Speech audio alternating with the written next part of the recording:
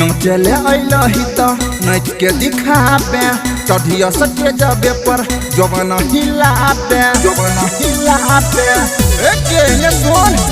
नचले अइलही त नच के दिखाबे चढ़िया सके जबे पर जवन हिलाबे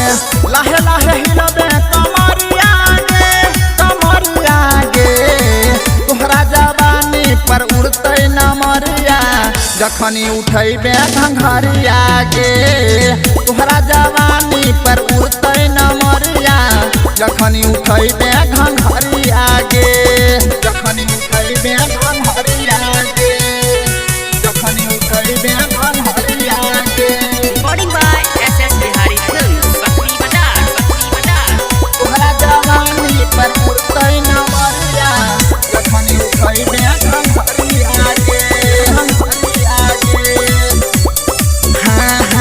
बुढ़वा छे जोश में रहे थे होश में चढ़ल जवानी के पानी गे रानी देखाइए दहिया कि सबके पिलाइए दहिया कि सबके पिलाइए दहिया सुन है के बुढ़वा छे जोश में रहे थे होश में चढ़ल जवानी के पानी गे रानी पियाइए दहिया कि सबके देखाइए दहिया हमारा से मिलबे नजरिया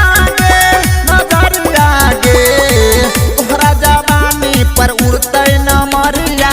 जखनी उठैबे घंघरिया गे तोहरा जवानी पर उड़तै न मरिया जखनी उठैबे घंघरिया गे जखनी उठैबे घंघरिया गे जखनी उठैबे घंघरिया गे Recording by SS Bihari Films. तोहरा जवानी पर उड़तै न मरिया जखनी उठैबे घंघरिया गे हाँ ऐसे न हट गे पानी सा सट गे प्रेमचंद सुतोष राणा गे रानी सताहिए ले तौआ कि सचिन उठाहिए ले तौआ कि सचिन उठाहिए ले तौआ हाँ ऐसे न हट गे पानी सा सट गे प्रेमचंद सुतोष राणा गे रानी सताहिए ले तौआ कि सरबन उठाहिए ले तौआ नीरज उठाई तो घंघरिया गे तोहरा जवानी पर उड़तौ न मरिया जखनी उठैबे घंघरिया गे तोहरा जवानी पर उड़तौ न मरिया तनी से उठाइले घंघरिया।